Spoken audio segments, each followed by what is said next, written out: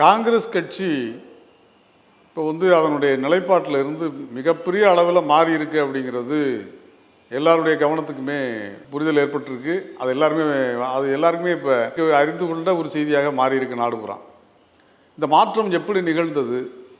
அதாவது காலம் மாறிடுச்சு அப்படிம்பாங்க, ஆனால் இப்போ காங்கிரஸ் கட்சி மாறி இருக்கு.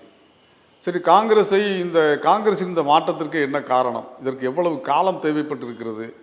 இதெல்லாம் ஏன்னா காங்கிரஸ் கட்சி மேலே இன்னும் நிறைய பேருக்கு விமர்சனம். என்ன அன்னைக்கு காங்கிரஸ் செய்யாத தவறா அப்படின்னு சொல்லி எடுத்த உடனே எமர்ஜென்சியை சொல்லுவாங்க பாஜக தரப்பில்.